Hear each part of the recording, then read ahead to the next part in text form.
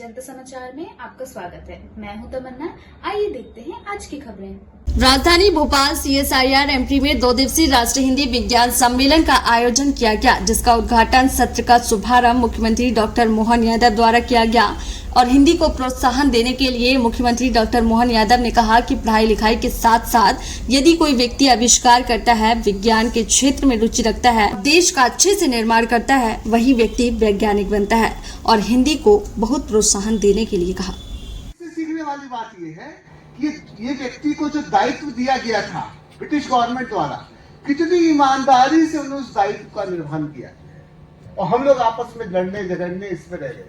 जैसे कहा जाता है ना कि जब प्लासी का युद्ध हो रहा था, जितना ब्रिटिश और सिराजुद्दौला के बीच में सेनाएं लड़ रहे थे, उससे ज्यादा लोग तो बाहर खड़े होकर युद्ध को देख रहे थे, परिणाम का इंतजार कर रहे थे। अगर वो भी घुस गए होते तो हमको लगता नहीं ब्रिटिश गवर्नमेंट अपने पास ईस्ट इंडिया कंपनी भारत के ऊपर कब्जा कर पाती। ये बहुत सारी चीजें इतिहास से सीखी जाती है इसके अंदर।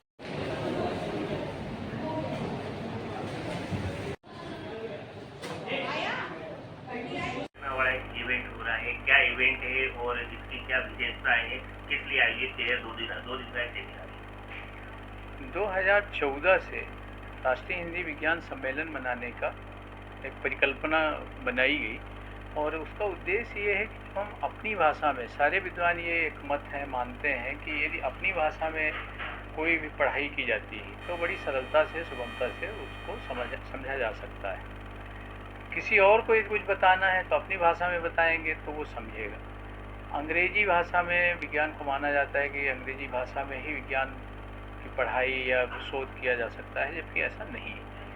ठीक है, यदि आप अपनी भाषा को महत्व नहीं देंगे तो दूसरी भाषा में समझेंगे, काम चलेगा। लेकिन जितनी सरलता अपनी भाषा में होती है किसी चीज़ को समझने और समझाने में, दूसरी भाषा में नहीं होती। इस चीज़ को ध्यान में रखते हुए हम लोगों ने 2014 में ये विज्ञान भारती का कार्यक्रम है चली राष्ट्रीय हिंदी विज्ञान सम्मेलन, तो मैंने ही इसको सबसे पहले एक तरीके से प्रस्तावित किया। और हमारे जो विज्ञान भारती के राष्ट्रीय संगठन सचिव थे उस समय माननीय जयंत श्रद्धे जी, तो उन्होंने उसको स्वीकार किया। तब से फिर हम लोगों ने ये हर साल करने का है। हर साल हमारी जो संख्या है शोध पत्रों की वो बढ़ती जा रही है।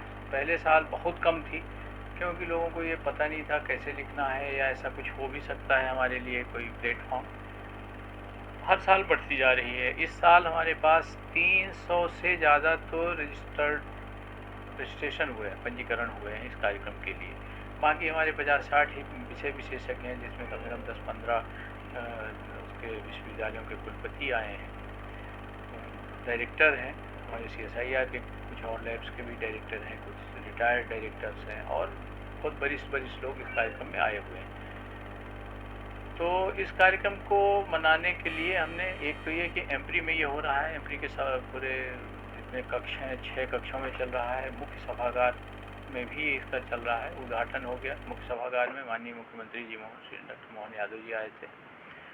और इसके अलावा पैरेलल समानांतर सत्र हमारे चल रहे हैं 6, जिसमें सब्जेक्ट विज्ञान के विभिन्न विषयों पे प्रस्तुतिकरण हो रही शोध पत्रों की।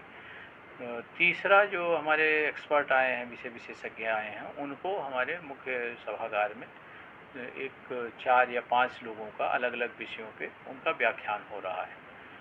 साथ में जो हमारी संस्थाएं, जो सहयोगी संस्थाएं हैं, जैसे MP council of science and technology या मध्य प्रदेश भोज विश्वविद्यालय, अटल बिहारी वाजपेयी हिंदी विश्वविद्यालय, ये सब मिलकर के हम लोगों ने आयोजन किया विज्ञान भारती के साथ। हमारा एमपी है, तो यहाँ सब जगह भी हमारे जो विशेषज्ञ आए हैं उनको 4-5 ऐसे करके भेज करके उनके यहाँ भी कार्यक्रम हो रहा है। तो यहाँ 600 से 700 लोग हैं, लेकिन उन 4-5 जो संस्थाएं हैं उनमें भी 300-400 लोगों की सहभागिता अलग से चल रही है। तो इस कार्यक्रम को हमने इस तरीके से डिज़ाइन किया है कि पूरे भोपाल में 5-6 जगह विस्तारित रूप से ये कार्यक्रम हो रहे हैं। ये थी आज की खबर, और खबर देखने के लिए हमारे चैनल को सब्सक्राइब करें, लाइक करें और बेल आइकन दबाना ना भूलें। आप देख रहे हैं जनता के लिए, जनता की आवाज, जनता समाचार। अन्य खबरों के लिए हमारा चैनल सब्सक्राइब करें।